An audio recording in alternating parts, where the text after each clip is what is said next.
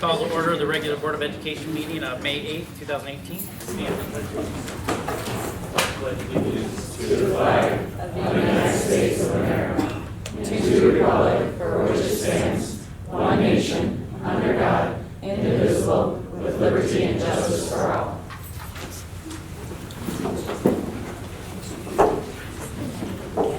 This is the first opportunity for public comment, and members of the public may address the board briefly for 3 minutes or be scheduled on a future agenda.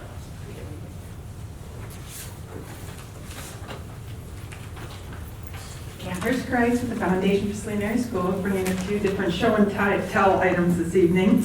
Just giving you an update, we had our big spring recognition and volunteer appreciation at Imagine a week or so ago. It was very successful. We had about 250 people there. Great turnout from teachers, few that displayed their grants. We had all of their presentations on slides on the big screen, along with a wonderful video that Chase Stanton put together that got to be shown before the Avengers movie. So it was exciting. We actually made about $2,700, which was incredible.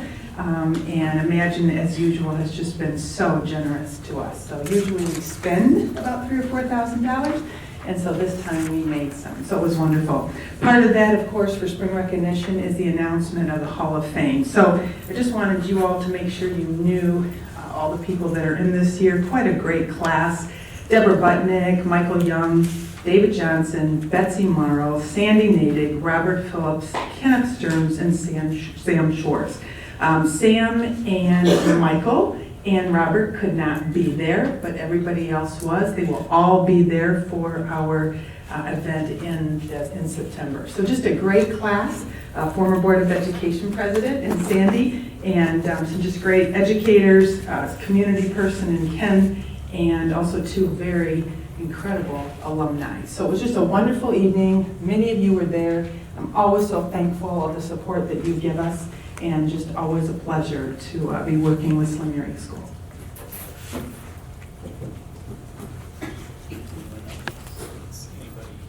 Administration.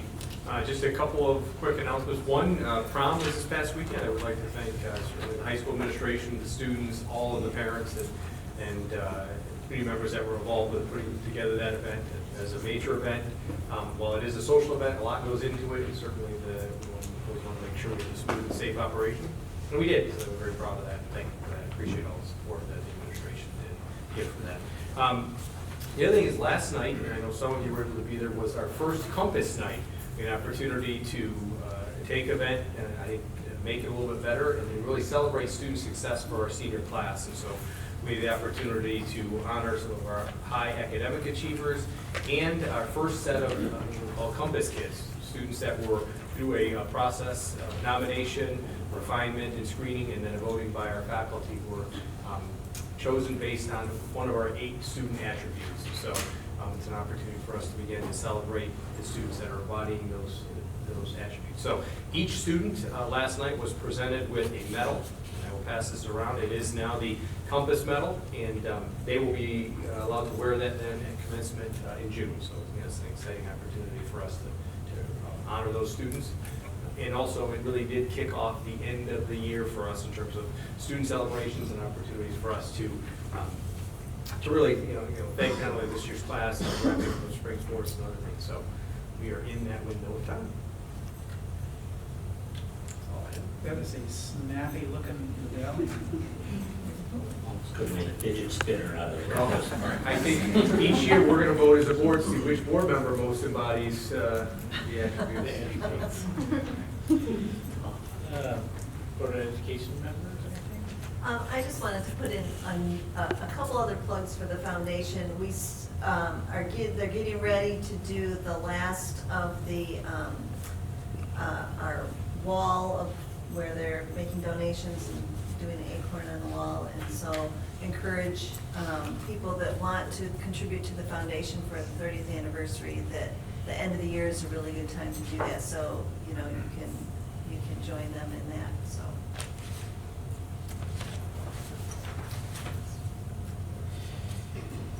Okay, can I have a recommended motion to approve the agenda as printed? So moved. Support. All in favor? Aye. Opposed? Hearing none, motion carries 6-0.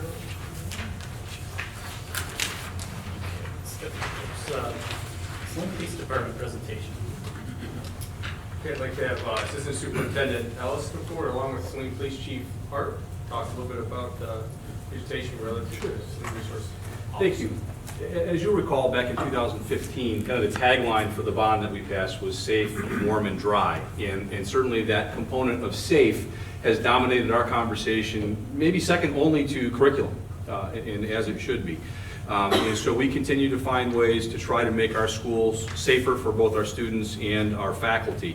And Chief Hart started here in December. He and I met at a barber shop about 15 years ago. Not really. Chief Hart was actually the school resource officer in Novi when I was the athletic director there. And so I had an opportunity firsthand to see what really good school resource officer model looked like. Very proactive and just did a wonderful job with the students at all the buildings. And as many of you know, we have a school resource officer in Saline area schools. It's Officer Booth out of Pittsfield Township. But because of the unique situation in our district where we've got 2 schools in Pittsfield Township and then 5 other buildings in the city of Saline, the capacity to kind of cross those boundaries really doesn't exist for us. And so when Chief Hart started his tenure here in December, he, along with City Manager Todd Campbell, Superintendent Graydon, and I had some very informal discussions about what it might look like to expand that school resource officer program to some of the buildings here in Saline. Many of you know Dave Ringe has been doing a lot of really proactive policing for us throughout the years. And certainly those conversations included some of the things that he's done. But we wanted to present to you kind of a concept tonight and maybe ask any or answer any questions that you might have about what this might look like if we were to include a second school resource officer here in the city of Saline. So without a lot more from me, Chief Hart, why don't you tell them a little bit about what your experience looks like? Thanks for the joke too.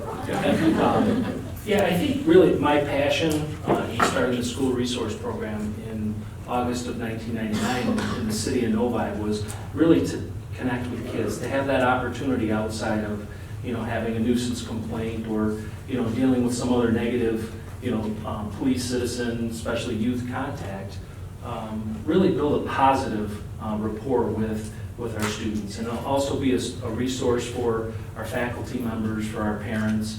And we have, I think here, a unique opportunity to do things that I was unable to do at the high school level, and that was to be a lot more proactive at the elementary and the middle school levels. I think this is really taking a school and a municipality's relationship to the next level, to be proactive for our school community, for our teachers. And I think it's a great opportunity, and really it's based on a national model. It's the National Association of School Resource Officers, NASRO, and it's kind of a triad concept where first and foremost the police officer is a guest speaker. So we do have someone that's in the schools now that Officer Ringe is trained in the team method through the Michigan State Police. But taking it to the next level, making a police officer available 5 days a week, throughout the school year, and to have more of a commitment in the schools. And then the second part of that is being a mentor, being a counselor. And there were a lot of set times where I hung around after school on my own time to speak to parents, to speak to students and faculty members, and offer them advice and a better way of moving forward in situations. And then lastly, there are times where we have to be the police, but that's few and far between. And when we have a formal relationship in the sense of a school resource officer, that police officer knows the culture of the school, they know the faculty members, and they're just able to work better in that environment with the educators and the students and the parents. So I really see the Saline area schools and the city of Saline working together proactively for the children that attend the schools here, and I'm proud to be a part of it. And I look forward to answering any questions if you have any. So did you have any questions for us in terms of what we've discussed so far, or what next steps might look like for us? No, we had talked about this for a couple of years now, so I'm assuming that we're going to follow our plan to fund an officer in the middle school. and the other buildings. Yeah, the site of the officer, I think certainly the middle school has been widely discussed for a variety of different reasons. But there's no question that this person will probably be a little more mobile than maybe Officer Booth has been. And not knocking Officer Booth at all, just it's a different world between the high school and a K-3 building. And so I would anticipate an office at the middle school, but a lot more visibility in all of those 5 buildings. You know, it has been something I've discussed, I think, from a standpoint, we're in that window of budget priorities, and so I think, you know, one of the things we've talked about is really getting down to the nitty-gritty in terms of what projected budgets are looking like, and looking at this from a factor in terms of, eventually in this budget meeting, okay, how does this fit, in terms of, as you know, we've kind of gone back and forth in terms of it all comes down to priorities, but I feel like we're in a good spot now, related to not only the budget, but also kind of a vision for saying, okay, if we're looking for adding social emotional support, you know, that the officer may be someone who can really help with that. And I'll be frank, particularly knowing Officer Ridge and the role that he's played in the schools in the past, that opportunity I think is strong there. Having a strong presence here at Liberty School with the program we have here would be another real added benefit to us, I think, over time. So in the K through 3 school buildings, you see them doing something more along the lines of what an Officer Ridge did, like more? Yeah, I think we would allow it. He does some of the team lessons right now, the reference, which, as you know, formerly was DARE. That curriculum is different, but it's still, I think, at the 4th and 5th grade building, which is really a key age. You know, and the administration there has asked for additional supports associated with supporting students. She's not asked for a police presence, but asked for someone who can play that mentor role and support role. And I think that would be a good fit for them, particularly in the 4th and 5th grade building, in addition to team lessons, and then certainly at the middle school and Liberty School, I see it more in the traditional sense. And I think a little bit about me is I would never put a square peg in a round hole. It's too important of a relationship to have with the school district.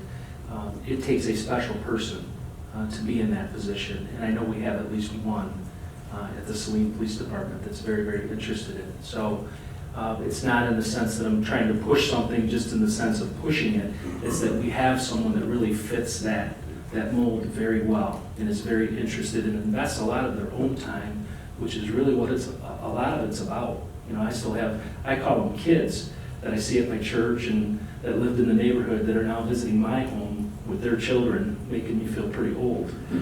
But I'll always be, you know, Officer Hart to them. And, you know, it's just such a rewarding position. And I know that we have, like I say, at least one individual that would really excel. Would this person have any additional training? Yes, there are trainings that are held in off-school year, usually in the month of July and August, early August, with NASRO. And if there's not one scheduled in Michigan, then we would host one at the Saline Police Department.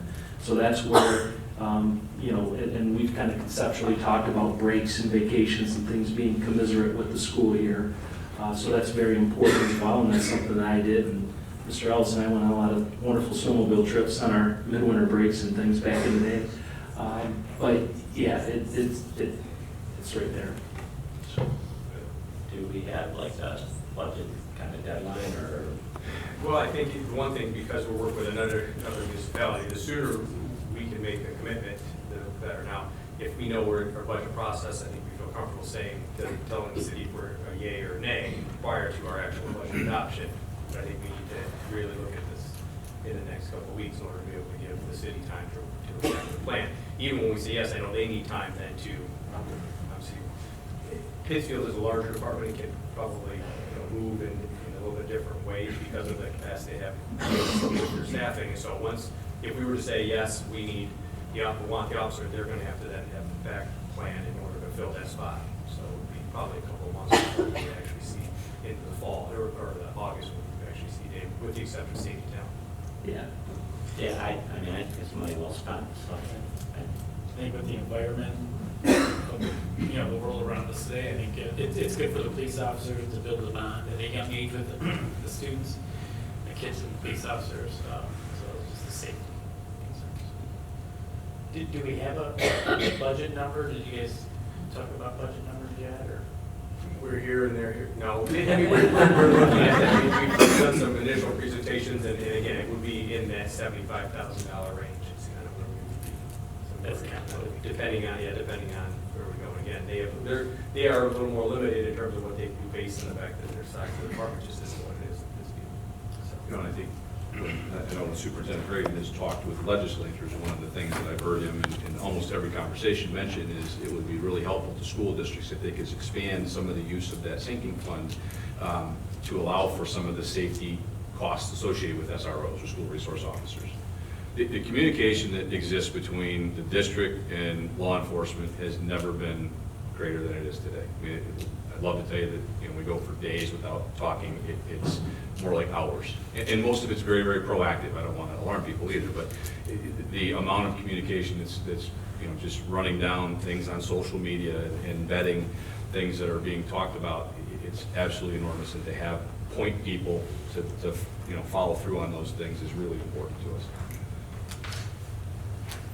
I don't know if, we deal with this in my job every day, the increasing costs of safety and, a little different, we're putting on our fares, but, Sure. we have to keep our attendees safe, and we're always looking for creative ways to fund these new safety precautions we have to take, so I don't know if there's any grants or homeland security type things that we can look into, but. Yeah, I've been in touch with our U.S. Attorney for the Eastern District of Michigan.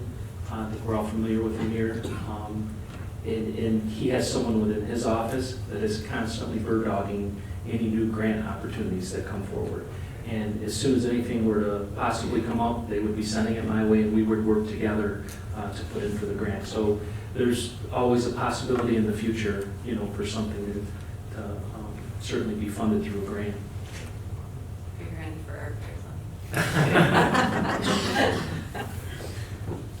I lived in a neighborhood where the community interactions with police were far less than positive. And I appreciate it. I am so supportive of this endeavor. So bring in another officer, bring in 3 more, afford it. Just to develop a good positive relationship with the neighborhood. Yeah, selfishly, it's an opportunity for us to rebuild relationships and to build partnerships moving forward with, our community as well. So thank you. Thank you. Thank you. This is Care Village. Yeah, I call for the Care Village team. So we, Ms. Alyssa and Ms. Hollis are going up. So, as you're aware, this group went to Care Village in South Africa, and they're going to present a little bit about what they're doing there and what next steps. Rachel, Liz, and I are here on behalf of the Care Village Outreach Team. We're really excited to share a project that we feel really passionate about and that we hope that we can continue in our future. I'm Laura Tallis. I'm a 4th-year teacher at Saline Middle School, and I teach special education. I'm Rachel Alyssa. I'm a 7th grade science teacher. This is my 2nd year at Saline. And this is a part of our Care Village Outreach Team. You'll see a lot of blue t-shirts. Everybody wave. So many of the people who came with us are here for us tonight. So we realize that some of you might be wondering what we did over spring break and what Care Village is all about. So So Care Village is an orphanage in South Africa, in Middelburg, Mpumalanga. And so we've been in a partnership with them for a while. A lot of people don't know about that, but we'll talk a little bit about what we've done so far and kind of what we did there when we went. Care Village. It is an orphanage for children ages 3 to 18 in South Africa. There's about 108 children there, and they are there because they have been severely abused or neglected, and they are no longer able to live with a family member, and no other family members have been willing to take them in. They will be living at Care Village until they are adults. There are 8 houses, group homes at Care Village where 12 to 14 children live in them. Each of the homes has one house mom that takes care of them and looks after the children. There is also A La Maison School there, which is a micro school of about 30 students. Those children some of them are from Care Village and live at Care Village. Other ones are community children that go to school there. The issue with education at Care Village is that most of the children are very behind. They're multiple grade levels behind, and one school in Middleburg is not able to welcome them all. There are 13 different schools in Middleburg that take in students from Care Village, provide them scholarships and things like that so they can go to school, but not one school is able to take on essentially that burden of all of those children who are so far behind. Care Village is funded mostly by government grants, and they fund the entire orphanage on about $250 a month per child. That's food, water, clothing, staff salaries, everything. One of the quotes that was really impactful for me while I was there is one of the directors of Care Village had said, we are always just scraping by. Now that we have you, we can make progress. Before they had the support of Saline and our community, they were just giving their children the basics, and now they can move forward and have dreams and goals. So kind of what we've done so far, the very first trip, the very first connection with Care Village was by Saline First Presbyterian Church. They went there in August, and Bob Sindrick, one of our staff members, went on that trip and was just incredibly inspired by what they're doing there, their vision for a school there. And so that inspired the second trip this March with a group of teachers. The other great thing that Saline, this first kind of outreach from Saline, was the shipping container that I think hopefully a lot of you know about. The shipping container was incredible, and we saw a lot of works from that stuff while we were there. We shipped pianos. Almost every house that the children live in had pianos now, and they got to learn how to play those while we were there. A lot of furniture from the middle school. Specifically, we recognized all of our old hotspot tables and chairs in their dining room, which was fun. Some technology and tons of books. And districts across district and other districts in our county also sent stuff in that. So they were so grateful for that, and that was our first connection. So we're going to tell you a little bit about the trip and what we did on that. So in March, over spring break, we spent 10 days in South Africa. There was 26 Americans who went, 16 teachers, 4 high school students, 2 spouses, a parent, a nurse, and 2 returning missionaries from Saline Presbyterian. This was a really diverse group, and one of the most impactful things that I think I experienced there was getting to build some amazingly strong bonds with my colleagues that I would have never been able to do just in my daily work week. I was able to, we represent all the schools within the district. We laughed, cried, sweat, bled, a lot of tears, a lot of sweat, and it was just such an amazing bonding experience to get to know these people on a very personal level. I know that I could reach out to any of them if I ever need something, and they would do anything they needed. I needed.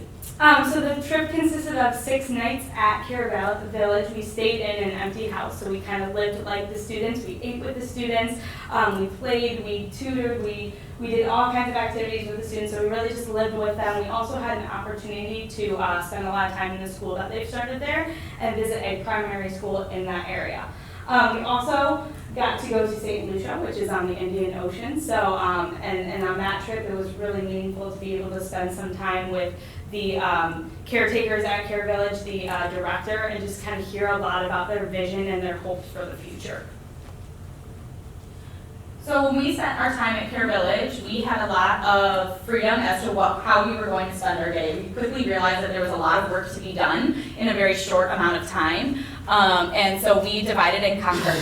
One of the first things that we really dug into was spending time with kids, because we realized that they just craved that time with us, physical, just giving them a hug, a smile. They don't have a person every day who just says, hey, how was your day? And that was really impactful for them. We found out that we would have little shadows all day long who just wanted to follow us around and spend time with us. So that was something that was really special. One of the other things we did was work on all the donations that we had provided. Care Village doesn't have a ton of manpower, so getting those donations into the hands of the children and the staff so they can be used and appreciated. There was lots of piano lessons and art projects, and then you'll see some of the donations on the next slide that we did. They also received toiletry kits. We asked for donations from our community members far and wide to donate things for toiletry kits. We did a feminine hygiene presentation and reproductive health presentations and educational opportunities for the children there. And then t-shirts for everybody, so we have a great picture that you'll see in a few minutes, as well as books that we boxed up and gave to every house. And so, as I mentioned, we got to spend a lot of time in the school that they're building there right now, and got to see some of the needs of that, and that's, I think, kind of our hope for the future is support for that school.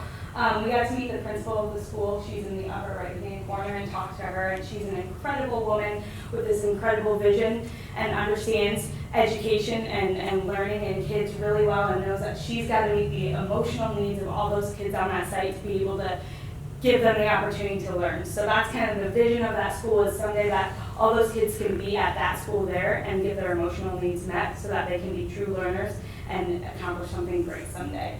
And then the library in the bottom left-hand corner, that's pretty much all books that we donated in the shipping container. So we stocked a full library for them, which was amazing to see and for them to use that. They also have a preschool at the site right now, so that's that group of children in the uniforms. The children love the books, which as educators for us, this is the best moment that we could ask for. You'll see that picture on the left there of Nancy Zarowski. She, and this is a very common thing that you would see walking around Care Village while we were there. We quickly grab a book, start reading, and there was a crowd around us, just so excited to have someone read to them and to be next to someone and hear a story. On the right is my most favorite picture and experience that I had at Care Village. So we had said goodbyes, very tearful goodbyes, to all the children on our last night that we would be seeing them. And as we were walking through Care Village back to our house, we heard the pianos being played, Twinkle Twinkle Little Star from what they heard, and then we peeked into the windows, and this is, I have goosebumps, this is what we saw. We saw the children opening up their boxes of books, glued to the pages, and it just really was so impactful to see them so excited and so appreciative for everything that they received, and excited to learn. So we just have some quotes we want to read from some of our members who went on the trip. So we asked people what experience was the most impactful for you. And so Emily Lupton, the Saline grad, said, having the children remember me and knowing that our trips really make a difference to them. Lauren Henson said that overall watching and interacting with kids who have every reason to be unhappy, angry, and ungrateful at this world be the most joyous, giving, and grateful kids I have encountered. And then Bob Sidrick, our fearless leader who's organized this trip, the children are different people when we are there, full of joy. And then really quickly, because we did have some high school students and this has impacted them a lot, we just wanted to have Dominic kind of give a quick share on how this has impacted him as a student. So I already covered a lot of it, but this trip was a lot, both emotionally, physically. But to me as a student, it really opened my eyes to how fortunate we are here in Saline. Going to the high school every day, I was aware that we are one of the most prestigious high schools in the state, and very well off in the nation.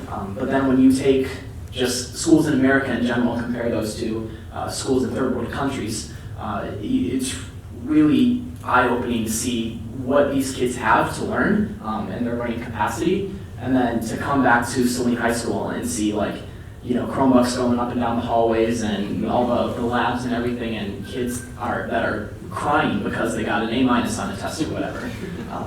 And so the trip itself really, it did that for me. And then it also showed me how much of a difference that we can make in this world today, because they, Lauren and Rachel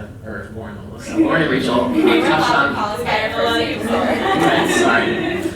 they touched on this briefly already, but the donations that these kids got and the time that they got with each student individually or each person that went there means more to the student than I could ever have imagined. And we really got to see that during the last night when we were saying our goodbyes, and it took just about 35 minutes to say goodbye to each kid because they wouldn't let go of you and they wouldn't just stop just telling you how much they appreciated you and everything. And I have some letters from some of my friends back in Care Village that I will keep forever because they tell me things that like one of the quotes from one of the ones that I got from a girl named Zanele was, "You set me free."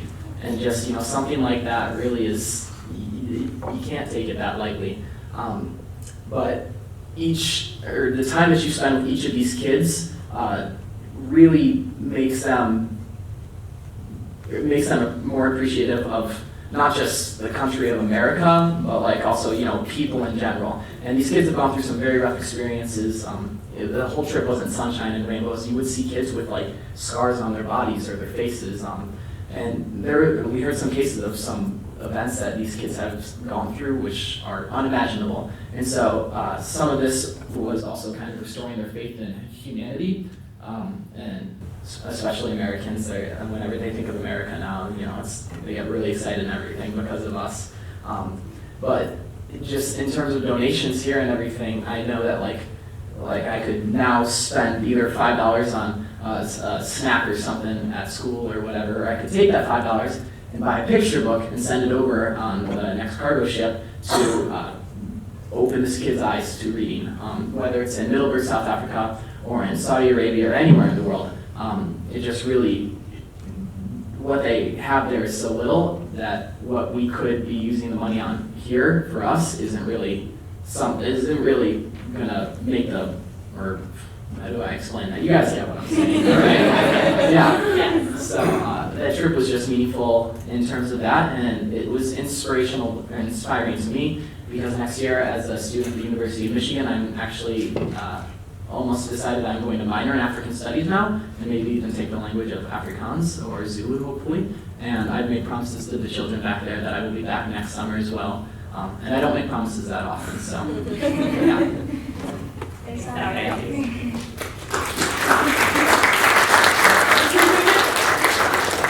and then this was a quote from another Saline student. I realize everything the kids have gone through, but despite it all, they are little balls of sunshine. Look at that little cute.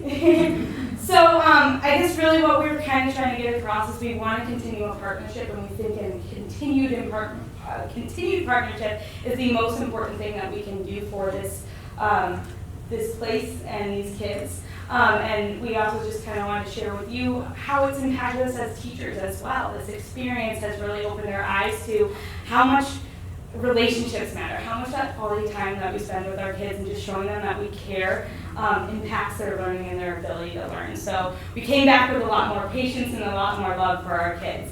And then we also are just more globally connected. We know that's part of the compass, that's a key word, but it's true.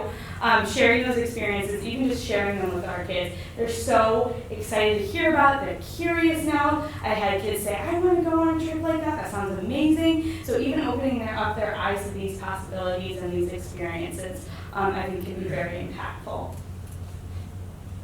So what's next? We definitely have big plans for the future. We want to continue this project and creating and continuing to foster this bond between us and Care Village. One of the directors at Care Village had said that the fact that you came back means everything to them. We are building trust with kids who have never trusted before. And we are just really excited to continue building this. 100% of us have said that if we had the time and the money to go back, we will go back. And I think that we can all say that we really want to continue this experience, not only in the trips in August and in March, but in what we are doing for Care Village. And I think we can do that with our community members and building empathy for a global society. And part of that is through fundraising. Care Village sends their children to the sea, to St. Lucia, where we had visited, for a positive behavior reward. Just like we have PBS in our schools, that's their way of doing it. If they do well during the year, they get to go on a trip. But we need to sponsor kids to go. It costs $50 per child, $50 American dollars per child for a 3 or 4 day trip to the sea. So for us, that's not very much, but to them it really does go a long way. We'd like to send another shipping container full of goods. We have already sent a lot of things, but we still see a really big need in a lot of areas, and would like to continue that initiative as well. Something new that that we are working on beginning is a student exchange program. We're looking at about 10 students from Care Village, children from Care Village, to come and live with host families in Saline and come to Saline area schools for a year. And the purpose of this program is to build hope. Hope for a better life for these children, hope to have goals and set goals and to see what it is that's out there that they can strive for. So we're currently in the process of searching for host families for this exchange program and building up what we need to do to make that happen. The other part of that is, again, the expense of travel costs. Tickets, round trip tickets cost about $1,400 to $2,000 depending on the time of travel. So it is a big hefty cost. We've been working a lot with our community to raise those funds. And so we wanted to leave you with this quote. This is from Miranda. She works at Woodland Meadows. I did not want to leave this group of children. Strong bonds and connections have been made so quickly. We saw the investment, appreciation, and the love they had for us through their raw emotions and heartfelt words. The songs and music filled the air with smiles, laughter, tears. There is so much more work to be done. My family is now connected there for life and will invest our time and energy to express to these children that they have not been forgotten, they have the fullest potential, and have someone that loves them. They deserve the best education so that they can make a life for themselves and become a productive part of their society. So we have a few minutes for questions. If you have any questions for us, we'd be happy to answer. Thank you. It's been an incredible ride. How did you first connect with Boulder? So Bob was our first connection there, and the school's first connection. His church went there last August, and then he kind of came up with the idea for the partnership with Saline. There was a pastor who had, correct me if I'm wrong, a pastor who had, it was from Middleburg and knew about Care Village and saw the need there and made that connection here in Saline. There's a slight rotary connection we're trying to expand as well. I think it's great. Yeah. Well, thank you everyone for all of your support so far, from Edmund and everyone else in the community. It's been great to see everyone so supportive. Yes. Awesome. Thank you.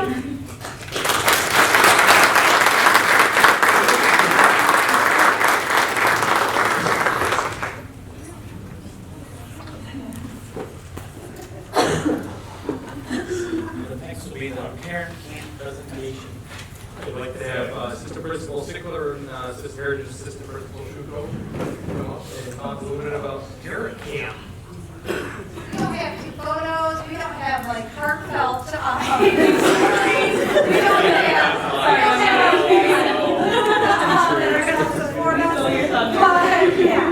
have, but we do care about the community. This is something that we are excited about. Alice and I had sort of heard about this, and typically you guys at the board get to see the end result. You get to see like the nice polished presentation after something, and we are switching things up a little bit. So we are going to talk about something that we're just starting, is in its infancy stages, and then just sort of hear about that. So because of that, we want you to look through the lens with this protocol that I often used when I was a teacher called 2 stars and a wish. So at the end, we're looking for things that you liked, and then like a wish or something that for us to think about, because we are just right now in this initial stages. So we wanted to ground our work with the Parent Ed Camp idea in our strategic framework, and really it connects to goal 2, right? We're talking about strengthening the family-school relationships and expanding partnerships. We think this really addresses that. Already, when you look at the goal 2 action steps, there's things that we're already doing a really nice job with. We're already engaging effectively with the community. We do a great job with Twitter and social media. We are working with businesses, with the Saline Leadership Institutes, and continuing to develop relationships with student teachers and looking at enhancing relationships. We have curriculum nights, transition nights, PTO meetings, talking conversation. So we're touching on a lot of these pieces already, but we just want to be able to take that one step further. Yeah.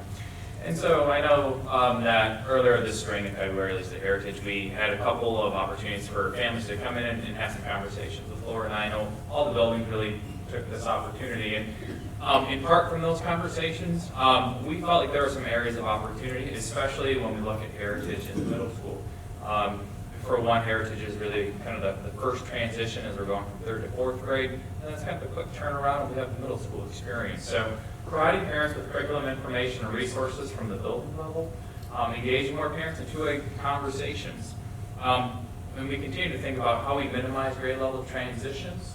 And then kind of this last piece, which is if we are communicating curriculum information kind of from the building level, that sets common expectations across grade levels.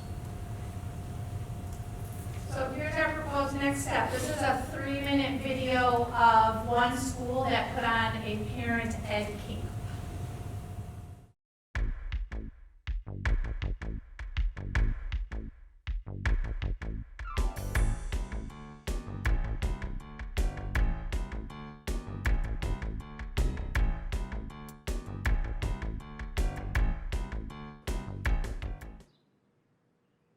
Hello, welcome to Parent Camp here at Napa Elementary School. Today we've got 27 different sessions for parents and teachers, and these sessions are really discussions led by parents and teachers. The whole conference, or unconference as it's called, is modeled after the Beyond the Bake Sale book in terms of having those 4 core values and how parents and teachers are really on the same team to help kids. So every session, all 27, is designed as a discussion, not as a stand and deliver. All the sessions are run by volunteer presenters, discussion leaders that are parents and teachers either here in North Penn or in our surrounding areas and districts. We're using the hashtag ParentCamp to relay the resources and links and takeaways from each of the sessions. All of the sessions will be archived via podcast as well as Google Doc and be shared out with others here in the North Penn district and other surrounding districts. We should be a learning organization. None of us have the right answers, but together we have the most amount of information to help the child. Parents and teachers, administrators, board members, superintendents, we all have to work together. And for one of us to say that we know more than the other person, that's not the point. The point is today is to value the expertise and experience in the room so that the collective voices and perspectives from these parents and teachers can best help children. So I'm here today because my biggest thing with my child is being an advocate for myself. So this parent camp was something that we talked about at a home and school meeting. I'm one of the vice presidents, and it was one of the things we talked about with our principal, Joe Mazza. And I'm really here today to kind of talk to other parents, talk with other people throughout network, and kind of listen to see what everyone's got to say so I can become a better advocate for my child. It's a partnership. The whole education process, everything for our children, the better that we are at being partners, the more successful our children will be. We had 137 signed up as of this morning, and so each of the sessions are nice and small, between 7 and 15 per session. We've got a couple that are around 25, that's the maximum, but folks, since they're in an off conference, they can flow freely from one session to the next if they want to get the best information. At the end, we're going to have something called a smackdown, which gives an opportunity for everyone to come back together in the gymnasium, and volunteers have a minute to share all the best resources and tools and takeaways from the day. So it's our first year. We're just trying as an experiment how this works. We're going to get the feedback from the participants and from our families here to start planning for 2014 Parent Camp. I hope you join us.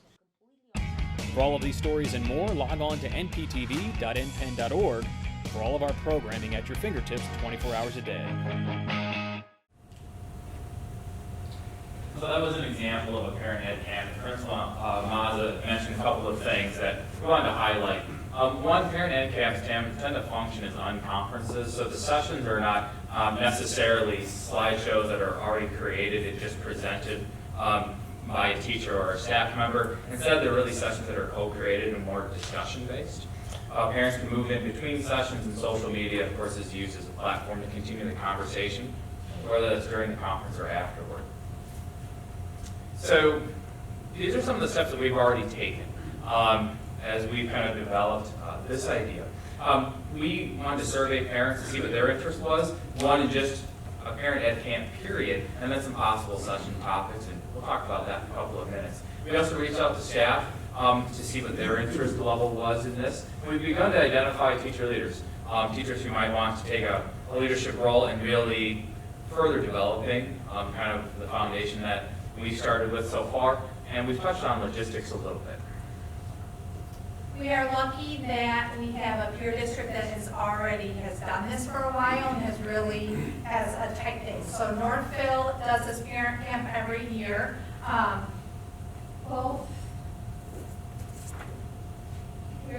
They had a keynote, which is great because the University of Michigan Department of Psychiatry Trios program is something that we just got a grant from the WISD that looks at anxiety and suicide, and so they've already said, as soon as you figure out your parent camp, we would be happy to also do the keynote there. That's a key piece.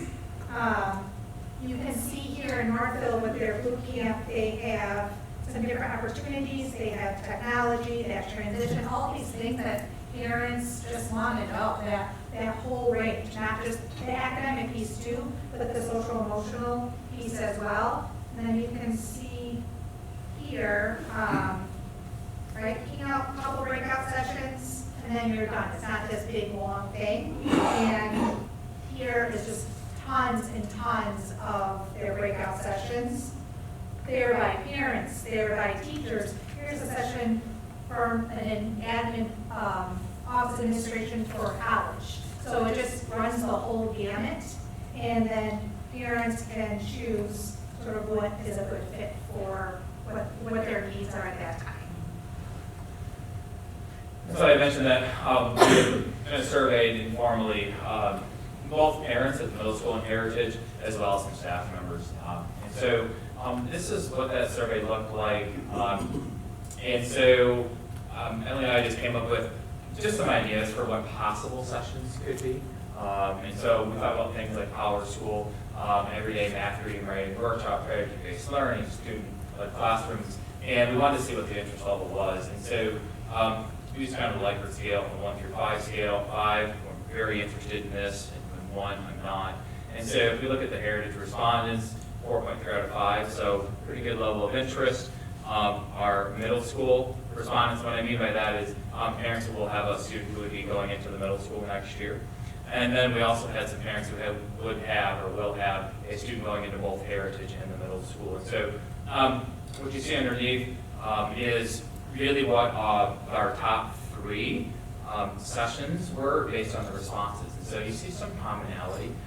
You see mental health is something where there's a lot of interest around that for the Heritage respondents, and then the SMS and Heritage ones, as well as SMS. But you also see cyberbullying, and this idea of student-led classrooms shows up. So we just want to gauge the interest level. So we're sort of at a point now of seeing what Northville has done. Obviously, they're years down the road, but that's nice to have a really strong example. Thinking about this idea of if we do this, the pilot, would we try it just in the fall with just a couple of sessions? Do we say, we're just going to do this in October once everyone is fresh and ready to go and then be done? Or do we say, we're going to offer this in October and in January and March and reset all those dates? And then parents can go once, or they can say, okay, I went to these 2 sessions and now I'm going to try 2 different sessions in January. Yeah, that idea of that same listing but a couple times. So that's just where we're at. So I think it is now time for 2 stars and a wish. Or other questions. Or other questions. I said we would get it done with personality. Yeah, so any feedback, suggestions, ideas, questions regarding this idea? I have a wish. Yes. Can we make this very accessible to our working parents? That would be.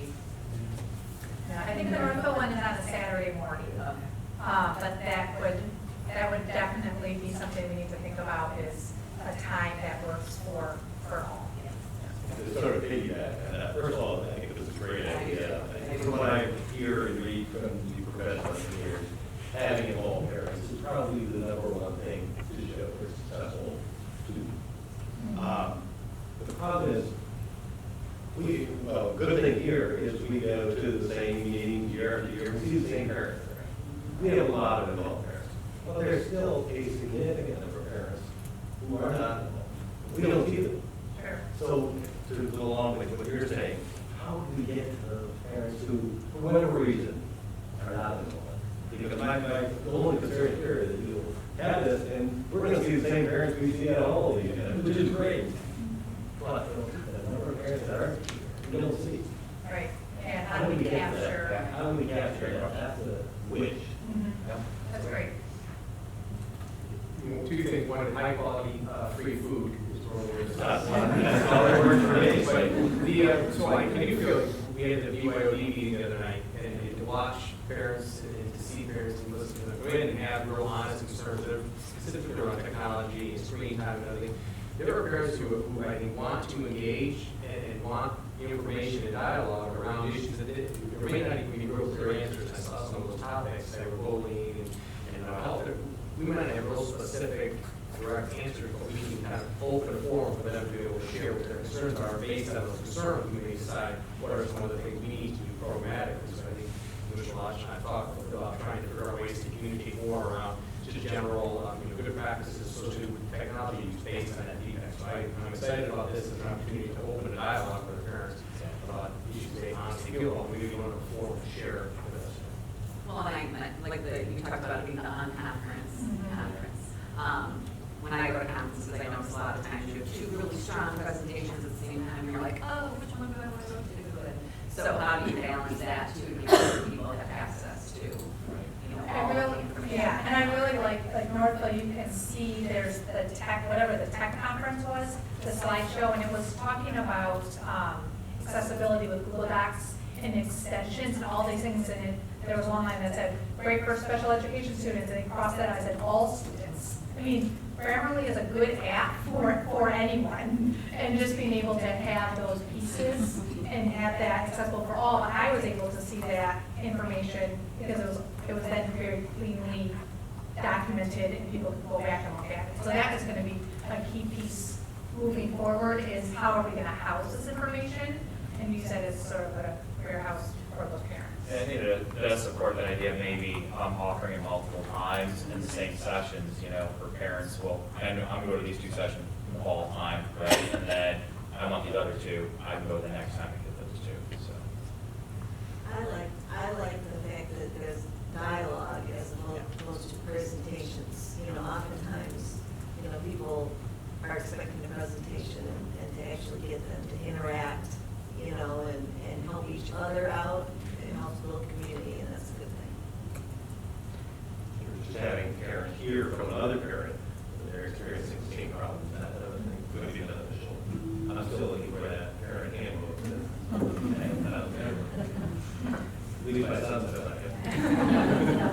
It kind of reminds me of the coffee conversation you had at the middle school that one morning, and there were quite a number of parents that showed up. I was actually kind of surprised, and that was just, a free-flowing conversation. The things that came up were interesting for everybody to listen to and hear.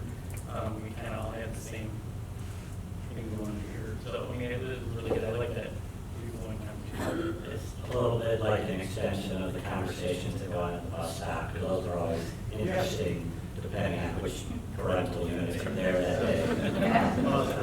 But I think that idea of now those 4-8, we don't get that as much. I mean, when I was at Harvest, there was a lot of conversation because there were so many pickups.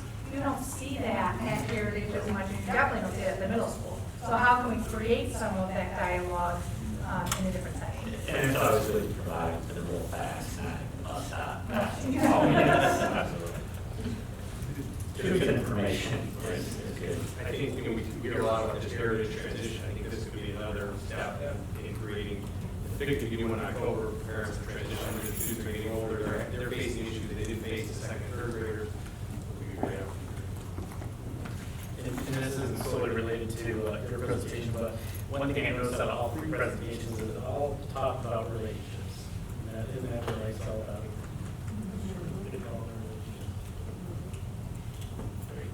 thank you so much. Thank you.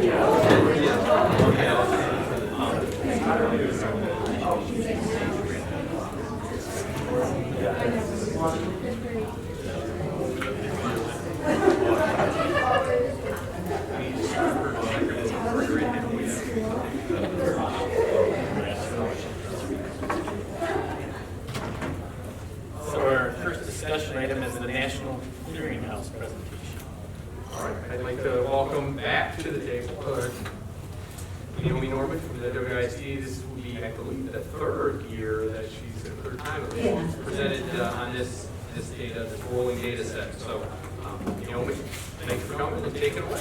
Thanks for having me. So we're going to talk about what happens post-high school. How does it look for Saline graduates? And before we get started, I want to kind of get you thinking about it. If you look on the front page, I put a few questions, and I actually want you to think about these questions and see what you think this is going to be, the answers. What percent, and I actually literally want you to write this down, and if those of you in the audience, like, you should do the same thing. So if you have your pen, like, think through this. What percent of Saline graduates go to college right after completing high school? What's that percent? What do you think it is? Write it down because we're going to see how close you are. Do more boys or girls go to college right after high school? What field of study was of most interest to the high school graduates last spring? So the class of 2017. Just Saline. Just Saline High School.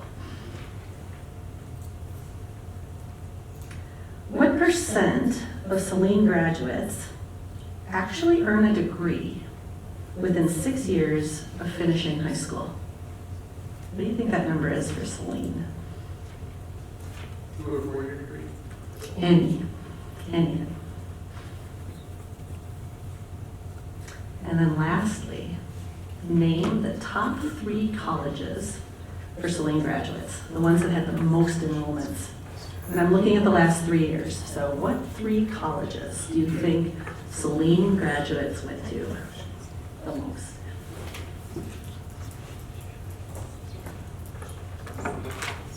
All right, you ready? You guys got your guesses? Yeah, we're ready.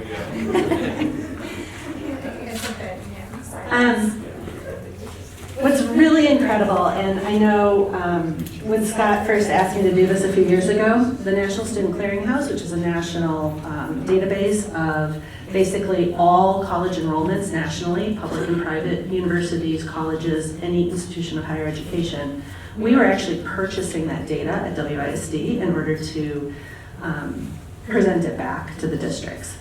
Since then, the Department of Education now is purchasing it statewide. And that data is now available publicly on the myschooldata.org website. And so now if you want to dig into this a little bit more yourself, you can go right to that website, and I included the web address in here so that you can do that. So, Saline High School. The percent of students that enrolled in college right after high school, and we actually put your data on here from the class of 2010 all the way to 2017. You can see it's about 88% all the way across. Now in 2017, I noticed that it was about 85%. This data was pulled probably around November from the colleges, which means not every college has all their data uploaded appropriately. So I expect, like, if we go back and look at that in, another semester, that would probably go up a little bit. But that's a really strong, high number. So then the question becomes, are the students here applying to 4-year colleges or 2-year colleges? And you can see, if we look at the next slide, that you've historically had a pretty high number going to 4-year colleges. And in the last group of students that graduated, you actually saw an increase in that and a little decrease in the 2-year college enrollment. Very consistent trends. When we think about college enrollment, one of the best indicators for how things are going to go is, did the student or young adults stay from freshman to sophomore year? We get a big drop off right there. And you can see that, and I can tell you from when looking at this data, 92% of students staying from freshman to sophomore year is really high, really, really high.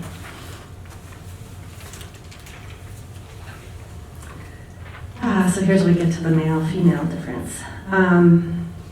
We broke this out by a couple different subgroups, And you can see, and we did it for the last 3 years because I thought it'd be interesting for you to see any trends. Out of your male students, class of 2017, you're looking at about 83% went to college right after high school, and then 87% of the female students. So the answer there was female. Did everyone pick that? That's actually one of those trends where historically it was men who would be more likely to go to college, and it's really shifting over the last probably 15 years. You can see your numbers then for economically disadvantaged students and students with disabilities. That's what the SWD stands for. I didn't put the number of students represented there, but I think those are two subgroups worth really paying attention to over time for your district. So this one, we have the senior exit survey, and every year we ask graduating seniors across Washtenaw County a whole lot of questions. And one of the questions we ask is, what do you plan in terms of field of study post-high school? What are you most interested in? And we decided to show 3 years of data here also because you had some differences in these cohorts. And I thought it was kind of interesting. So the yellow bars represent the class of 2017. And health sciences showed up as the top, with business and STEM following close behind. You tend, I've noticed, to really have a lot of students who are interested in STEM and the sciences coming out of Saline High School. And that seems pretty consistent, and it's pretty consistent that they go into those fields.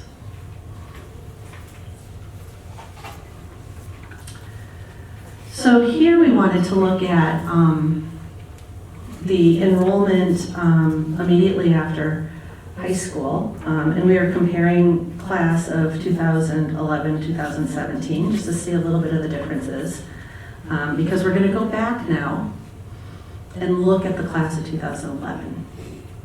That's where we can really see what's happened over the last 6 or 7 years since they graduated. So you can tell that the two classes are a little bit different. I just want you to understand that there has been some change in the last 6 years in terms of kind of what they did right after high school. So let's zoom back. So this is the class of 2011. Did anyone have children in that class? Any graduates in that year? No. Siblings? Close. This chart maps out each year after high school. And I think I'm going to go point to help you understand it. Does that work okay? Can you hear me? Yeah. So this is 2011-12, the first year after high school. And the red part tells us these students were first time enrolling in some kind of an institution of higher education. And you had a little bar up here of kids that did not show up as enrolling somewhere.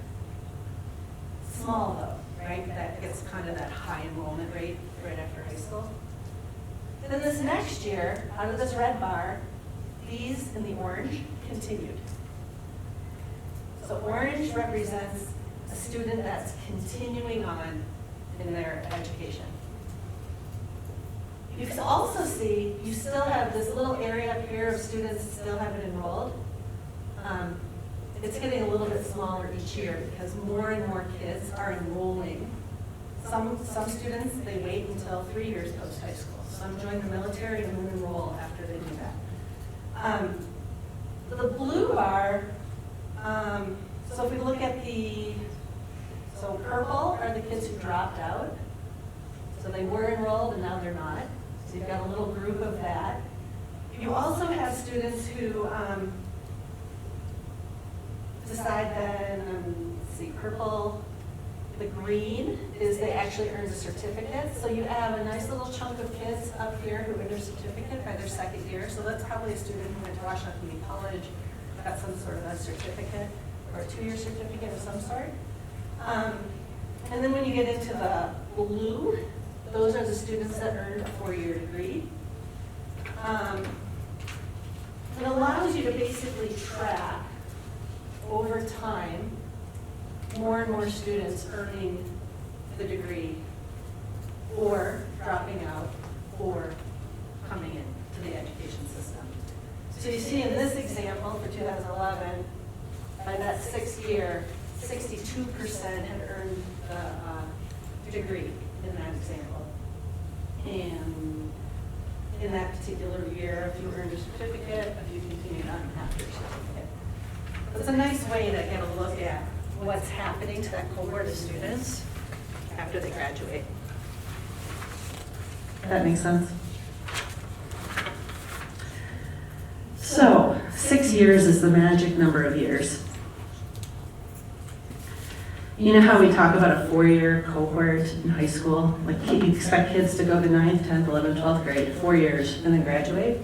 But some kids will take 5 years. Some kids might take 6 years. In college, we usually talk about 6 years as being the amount of time that we would expect someone to get a degree. And I'm going to show you a little bit more about that in a minute. So for the class of 2009, in 6 years, you had 63% of the student body who went to college had gotten a degree. And then you see it went up for 2010, and what's really interesting is that class of 2011, when we just pulled that data, is now at 70% of the students at that full-on 6-year mark had a degree. That's really high. Do you think that's a function of the economy? I don't know. Maybe for Saline families? I don't know. I don't see that pattern everywhere. That's twice you said it's really high. What's the statewide average? Washington County, in terms of educated adults, we're at 60.1% having a degree, just adult residents. And for our schools, it ranges between 63 and 65% overall for Washington County when we bring in Ann Arbor and the other districts.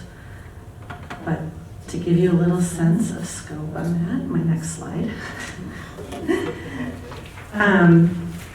When Scott and I talked, we thought, let's see how it compares to a number of other comparable high schools. Because our question isn't just, how does this compare, in Washington County? Because you're really looking at maybe Dexter, Chelsea, and Ann Arbor schools. But we thought, let's look at some of what we would consider your peer districts and peer high schools. And I think Novi might actually be the highest in the state. We looked around to see if we could find someone higher. That wasn't a specialty school. There's some specialty schools, and I didn't want to compare that, but to your standard high school. So you can see Novi, Northville, Seaholm. Dexter is the same. And then you can kind of see a few others on there. Kind of give you a sense of comparison. My wonder, when I did this, I thought, well, I wonder if more students maybe are going to the Saline alternative high school. And I don't know your numbers of enrollment at the alternative high school, but I thought I would just put this slide up here to show that as Saline High School is increasing its college completion, at the alternative high school it remains pretty low. And class of 2011 doesn't have anyone yet with actual degree. All right, colleges with the most common enrollment. So number 1 for Saline is Washtenaw Community College. Did anyone get that? Yes, we have one. Did any of you get that? University of Michigan and Michigan State are almost identical. They kind of bump around a little bit with each other. And then we listed, of course, Eastern. Other Michigan colleges show up very high on this list. Toledo ends up as your first kind of high out-of-state college. It's kind of interesting to see where people are going. All right, and I wanted to explain this 6-year cohort thing a little bit more because I do want to make a point about this. If we look at the 4-year, and I put up here Eastern Michigan's example from, we pulled this data in March. Across EMU, the graduation rate for 4 years is 12%. 5 years is 27%, and 6 years is 37%. So you can kind of see why we're paying attention to the 6-year rate, because that's really what we want to see. What I put on here to make a point is some of our more selective universities, the pattern is that they tend to have the higher 6-year completion rates. So there's also this relationship between where your students are going to college with their potential success of completing college. And I just want to call that out. You know, your students are special, but they might really be special because of where they're going to college and the kinds of supports they're getting to stay in college. The data doesn't really track. They just, like, I started at U of M Dearborn because it was close to home, it was easier to get in, and then I transferred to Ann Arbor because that was an easier route to get into school there. So I would venture to guess a lot of the Eastern kids go to Michigan or Michigan State. A lot of the Washtenaw Community College kids go to U of M. Like there's a path in this county that's pretty robust for kids going to WCC for a year and then going to U of M. It's surprising. It's really surprising if you look at the transfer data. This data set does, in fact, follow the kids like that. So if you were really interested in that, that's something that we could do for Saline. So we could see what that pattern looks like. I just know from my own personal family experience, that's how my kids Yeah. did. And we see a lot of that pattern here. And although the U.S. News and World Report doesn't cover more than 6 years, Eastern's numbers start to go up after about the 8th year. Because a lot of students, they go there, they come back, they're taking the slow boat, but they get there. I took 17 It's years, true. so I was on the slow boat. But yeah, I think it's worth saying too, since the last time I did this presentation, that Eastern Michigan rates are much higher. So something has shifted there. All right. I put on the very last page the website, the mysschooldata.org website. I also went to College Results Online, fabulous website if you want to learn more about specific colleges and their graduation rates. And then my contact information if there's anything else you need. Questions? Yeah. So we don't know, I mean, we can track that they stopped school, never went back, but we don't really know why. We don't reach out to the students to say, Right. you know, I had to care for my family for 3 years or something. We just, I mean, there's. We would have, like a survey or a follow-up with the students. Eastern Commission one of the 2015 students, we have about 9,400, and about a third was for financial reasons, a third for personal reasons, and a third said they just weren't doing, they were just weren't getting to school.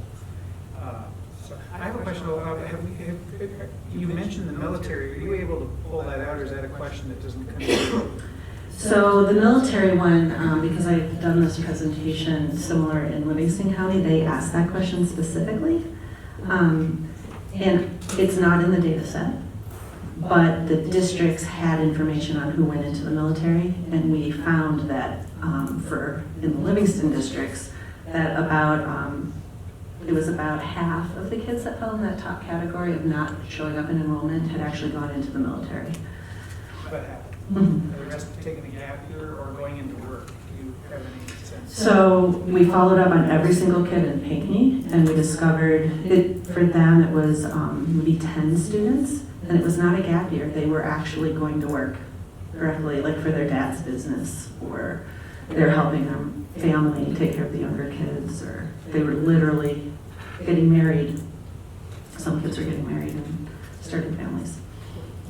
On the survey, we are trying to identify kind of that 5 to 6 year cohort to ask questions a little bit about where they're at in terms of their academic progress, but also we're also looking at, based on where they're at, what experiences they have at school that were impactful and provided they felt were important for them, their success, and what did they wish they had had after having only 4 or 5 or 6 years out. We feel we get kind of reliable information about their perceptions of their education, particularly high school level, to try and determine, because if you really get into this thing, you want to take a little bit more and understand if the student no longer goes, is it because, again, that third, it may be economic, it may be an opportunity came up that they didn't want to enter, maybe it's simply they There's one thing I did do with the data set is we can see every class they took. We can see whether they passed it or failed it. We can see, so I went in and I did analysis across the county, not for a specific district, on pass and fail rates and percent of pass and fail, and then if the percent of fail was high, whether they were in school the next semester. So if they failed 3 courses during their freshman year, their chance of being back was really low. So but why they were struggling? Was it not prepared, not interested, wrong program? Something happened, I don't know. But there's interesting things to learn from the data set if we wanted to dig into it some more. Health sciences being the number one, I wonder how many stayed with that. So when I did the presentation last time, and I had hoped to do it for this time, but it was a lot to download and I couldn't get through the data set, it was too big. I did do it for Saline. I went back and followed every single kid, and it was within 3%. That's the field they went into in terms of getting their actual certificate in that field. So it was really interesting. That would be another one that we should still follow up on.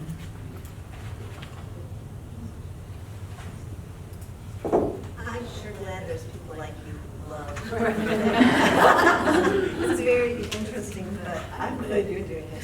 My favorite major is undeclared. Undecided. Can you stay undecided all the way through? Well, Sounds like you have to that comes a lot of pressure by the time you get to the second year. You know, A lot of, I can see in there, like they declare one major and then the next semester they declare a different one and the next semester they declare a different one. That And adds to their time. Yeah. And parental stress level. Funding. All right. Thank you. Yeah, very interesting. Finance committee update. Yes, Finance Committee met last night. One of the things we discussed, we were looking at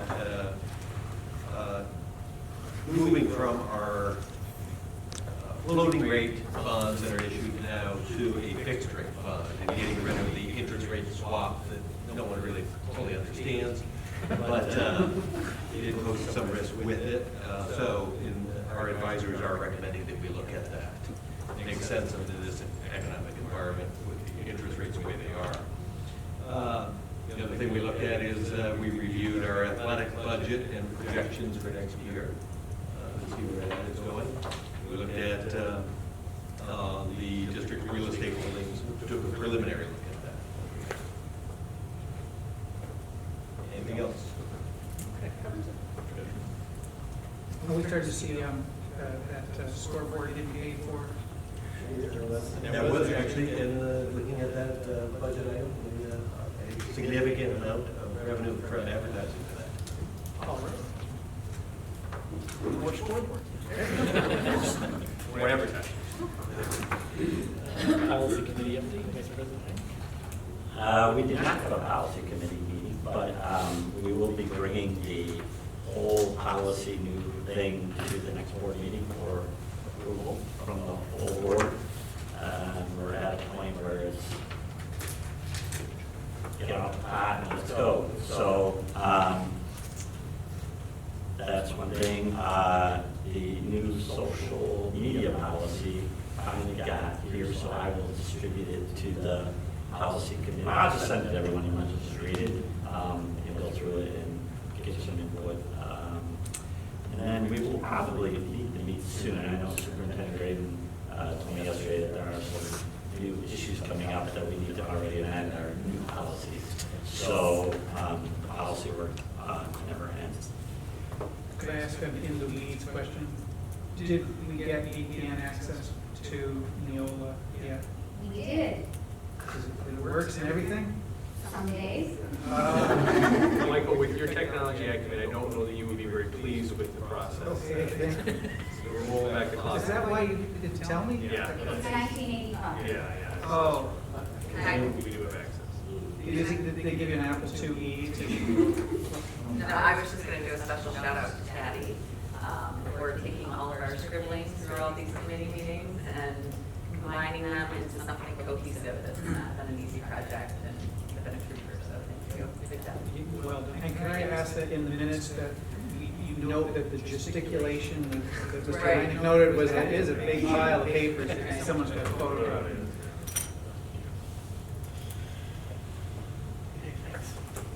The consent agenda, can I recommend a motion to authorize the following items as part of the consent agenda? A, approval of the regular Board of Education meeting minutes of April 24th, 2018.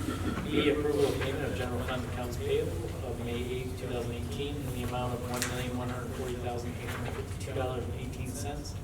C, approval of payment of bond fund accounts payable of May 8th, 2018 in the amount of $455,982.44. D, receive and file May curriculum, finance, and human resource report. E, approve the following field trips as submitted by Superintendent Green. Field trip number 102, AP Literature Group to Stratford, Canada on May 23rd, 2018.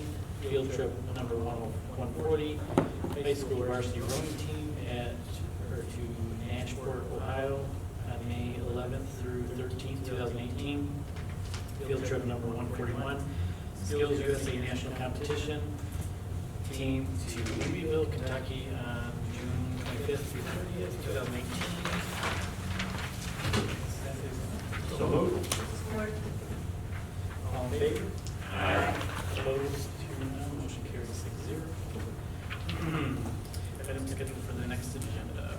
So we got the meal one.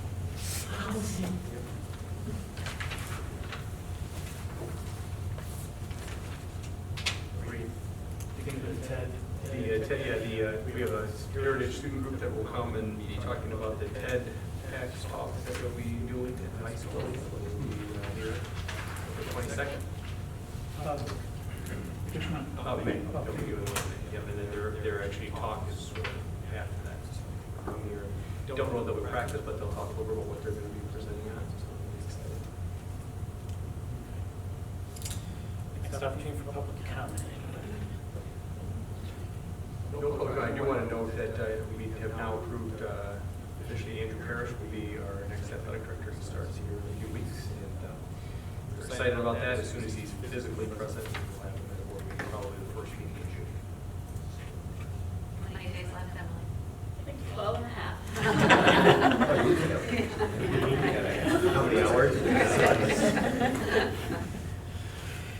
Okay, next Board of Education meeting will be held May 22nd, 2018 at 6:30 p.m. at the Liberty School boardroom. Can I recommend a motion to adjourn the regular Board of Education meeting on May 8th, 2018 at 7:53? So moved. Support.